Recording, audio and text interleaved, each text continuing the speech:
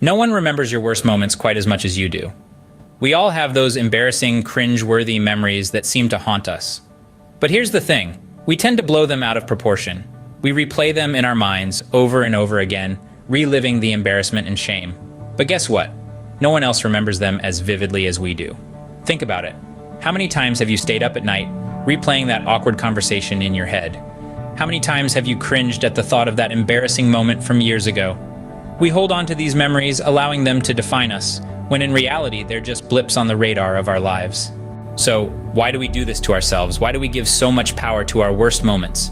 Maybe it's because we're afraid of being judged, of being seen as imperfect. But here's the truth. Everyone has their own embarrassing moments. We're all human, and we all make mistakes. It's a part of life. Instead of dwelling on our worst moments, let's shift our focus to the positive. Let's celebrate our successes, our achievements, and the moments that make us proud. Because those are the moments that truly define us. Those are the moments that shape our character and build our resilience. And here's a little secret. People don't remember your worst moments because they're too busy remembering their own. We're all so caught up in our own lives, our own insecurities, that we don't have the mental capacity to hold on to every embarrassing thing someone else has done. So why should we hold on to them ourselves? Let's rewind the clock to 2010. I was the fresh-faced new hire at a bustling company, eager to make a good impression. The festive season rolls around, and with it, the company's much-anticipated Christmas party, an event that promised merriment, camaraderie, and an opportunity to gel with my new colleagues. There I was, thinking casual meant jeans and a t-shirt, while everyone else interpreted it as holiday chic. I walked into a room glittering with sequins, ties, and the occasional reindeer sweater that somehow still looked dapper. And there I stood, severely underdressed, sticking out like a sore thumb in a sea of festive attire. As the night unfolded, I became the unwitting center of attention. Every chuckle and sideways glance felt amplified, as if my wardrobe mishap was the headline act of the evening. It was mortifying, to say the least. I was certain this fashion faux pas had secured my place in the company's Hall of Infamy. Years later, during a casual catch-up with some long-standing colleagues, I brought up the incident, ready to laugh at my own expense. To my astonishment, there was no flicker of recognition, no recall of my sartorial blunder. It turns out that moment which had loomed so large in my memory was just a blip on everyone else's radar. So why do we tend to remember the bad more than the good? This phenomenon is called the negativity bias, and it's an interesting quirk of our human psychology. Our brain has a tendency to react more strongly to negative experiences.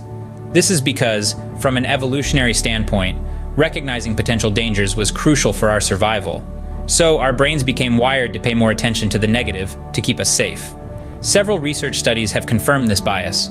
For instance, one study found that the same emotion, if it's negative rather than positive, has a greater impact on our psychological state. This negativity bias explains why we often hold on to our worst moments. They stand out in our memory, overshadowing the positive experiences that we should be celebrating. Understanding the negativity bias can help us realize why we hold on to our worst moments. This knowledge can be empowering, as it allows us to consciously work against this bias and focus on the positive aspects of our lives. So, the next time you find yourself dwelling on a negative experience, remember it's just your brain's old survival instinct kicking in. On top of the negativity bias, have you ever felt like you're the center of attention when something goes wrong? It's like there's a spotlight shining on you, highlighting your every misstep. This is known as the spotlight effect, a psychological phenomenon where we overestimate how much others notice about us. We believe that others are paying more attention to our actions and mistakes than they actually are. In a study conducted by Thomas Gilovich at Cornell University, it was found that people overestimated how much others noticed a conspicuous t-shirt they were wearing. This was even the case when the observers were asked directly about the t-shirt. The study concluded that we're so self-focused that we tend to overestimate the extent to which others are observing and evaluating us. The spotlight effect can make us feel like our worst moments are more noticeable and memorable to others than they truly are. But the reality is, everyone is more focused on their own lives and actions, just like you are on yours. So the next time you're beating yourself up over a mistake, remember the spotlight effect. Chances are others have not noticed or remembered it as much as you think. Understanding this can help to shift our focus away from our blunders, allowing us to move forward with less self-criticism and more self-compassion. Now that we understand these psychological phenomena, the question becomes, how can we overcome them? Firstly, to tackle negativity bias, we can practice gratitude, mindfulness, and positive self-talk. By consciously acknowledging the good in our lives, we can rewire our brains to focus on positive experiences. Mindfulness helps us to stay present and not dwell on past mistakes. Positive self-talk encourages us to be kinder to ourselves, replacing negative thoughts with positive affirmations. Secondly, to overcome the spotlight effect, we can employ strategies such as reality testing, exposure therapy, and cognitive restructuring. Reality testing involves checking our thoughts against reality. Are people really noticing our mistakes as much as we think they are? Exposure therapy can help us become more comfortable with discomfort, and cognitive restructuring allows us to change our negative thought patterns into more positive ones. But most importantly, self-compassion and self-acceptance are key in overcoming these phenomena. We need to give ourselves the same kindness and understanding we would offer to a friend in a similar situation. With these strategies, we can let go of our worst moments and focus on our present and future. Remember, we are more than our worst moments. We are a collection of experiences, and every experience, good or bad, contributes to who we are today. It's time to let go of the past, to release ourselves from the burden of our worst moments.